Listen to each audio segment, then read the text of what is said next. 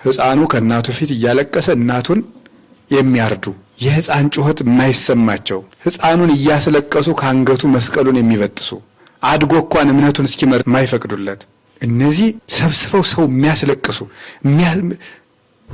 ክርስቲያኖችን ያላግጡባቸዋል። እያረዱ ቪዲዮ ያነሷቸዋል። በእሳት እያቃጠሉ ቪዲዮ ያነሷቸዋል። እንዲህ ሆኖ ምንም የማይነጋ ነው የሚመስላቸው። ቀን የማያልፍ ጉልበት የማይደክም ዘመን የማይተካ ነው የሚመስላቸው።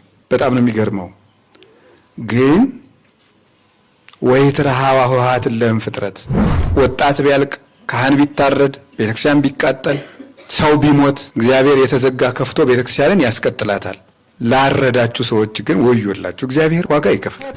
የሚቃወም ይቃወመኝ፣ የሚጠላ ይጥላኝ፣ ቤተክርስቲያንን የሚጨርሳት የውስጧ ዘረኝነት። ክርስቲያን ታረደ ተብሎ ይጮሃል። እርስ በርሳችን ግን እኛ የተራረድ ነው አይበልጥም ወይስ እግዚአብሔር ያሳያችሁ? ያረዱ ሰዎች 50 ክርስቲያን 100 ክርስቲያን 200 ክርስቲያን ያርዳሉ። ዘረኝነት ግን የሁላችንን ልብ አላረደውም እንዴ? አርዶ እኮ በልቶታል።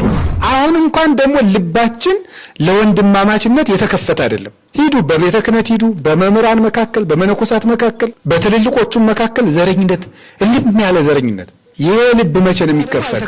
ደም እየፈሰሰ እንኳን ደግሞ አይከፈትም። አሁንም የተዘጋ ልብ፣ አሁንም የተዘጋ ልብ፣ አሁንም ጎጠኛ፣ አሁንም መንደረኛ፣ አሁንም ዘረኛ፣ አውሬ ምንም በቃ እንደው በክርስቶስ ስም ተሰብስቦ ሰው ዘረኛ የሆነ ክርስቶስ አንዲት ቤተ ክርስቲያን አይደለም ያለችው? ልብ ለልብ እየተራረድን አይደለም ወይ?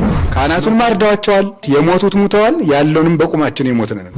ወጣቱም በማይረባ ስርዓተ ትምህርት ሀገር የለሽ ቤተ ክርስቲያን የለሽ ወገን የለሽ ፍቅር የለሽ የሆነ የሚያብድ የሚያደርገውን የማያውቅ ከሆነ ቤተ መቅደስ እየተቃጠለ ሰሞኑን እየሰማችሁ ነው። ክርስቲያኖች ይታረዳሉ።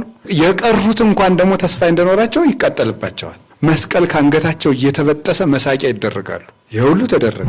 አያችሁ፣ ትውልድን ከሀገር እንዳይኖር ማድረግ፣ የሚያመልክበትን ቤተክርስቲያን ማቃጠል፣ ቀጥሎስ በስርዓተ ትምህርት ደግሞ ማበላሸት። የኛ ያልሆነ ትምህርት ያለን ይመስለኛል። ወጣት ቢያልቅ ካህን ቢታረድ ቤተክርስቲያን ቢቃጠል ሰው ቢሞት እግዚአብሔር የተዘጋ ከፍቶ ቤተክርስቲያንን ያስቀጥላታል።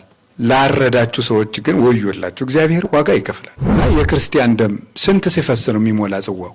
አይበቃም ወይ? ምድር የንጉሥ አይደለችም። ምድር የባለስልጣን አይደለችም። ምድር የእግዚአብሔር ነው። ድሃውን እየገለበጥክ ቤቱን እየወረስክ እያፈረስክ ቤት የምትሰራ ሁሉ ያ ምድር የእግዚአብሔር ነው፣ ያንተ አይምሰልህ። ሰውን በመልኩ በዘሩ አፉን በፈታበት በሚናገረው ቋንቋ የምታሰድድ የምትገድል ያ አንተ ቁመህ ወንድምህን የምትገልበት ምድር ያንተ ቋንቋ አይደለም፣ የእግዚአብሔር ነው። ማናችንም ይመለከታል። በዚህ ዘመን ውስጥ የምንገኝ ማናቸውንም ህዝበ ክርስቲያን ይመለከታል።